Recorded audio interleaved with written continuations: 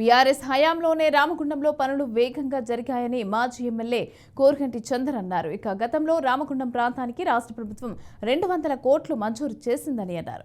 ఆ నిధులతోనే ఇప్పుడు అభివృద్ధి పేరిట కాంగ్రెస్ నాయకులు పబ్బం గడుపుతున్నారని ఆరోపించారు. రామగుండం ప్రధాన కూడలిలో మాజీ ముఖ్యమంత్రి కేసీఆర్, ఎమ్మెల్యే కేటీఆర్ చిత్రపటాలకు పాలాభిషేకం నిర్వహించారు. తాము కరోనా సమయంలో సేవలు అందించామని గుర్తు చేశారు. కాంగ్రెస్ నాయకులు మంజూరైన నిధులను సరైన దిశలో ఖర్చు చేయాలని మాజీ ఎమ్మెల్యే కోరుగంటి చందర్ డిమాండ్ చేశారు.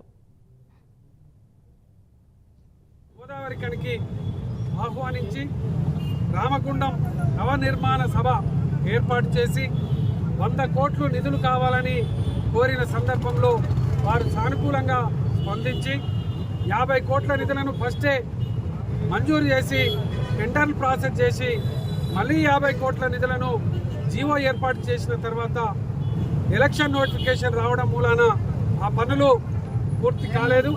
9 నెలలుగా ఈ ప్రాంత అభివృద్ధి కుంటుపడుతున్నది, ఆగిపోతున్నదని ఈ ప్రాంతంలో ఉన్నటువంటి మాజీ ప్రజాప్రతినిధులు అందరం కూడా ఈ యొక్క కాంగ్రెస్ ప్రభుత్వాన్ని కోరిన సందర్భంలో గతంలో ఇచ్చినటువంటి PUFIDC 100 కోట్ల నిధులను ఇక్కడికి మళ్ళీ తిరిగి కంటిన్యూ చేస్తూ టెండర్ ప్రాసెస్ చేస్తూ ఈరోజు ప్రారంభం చేయడం అనేది చాలా సంతోషం.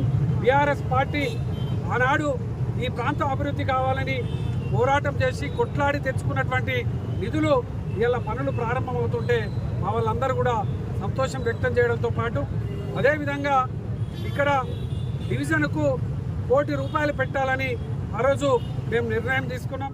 గోదావరి కనికి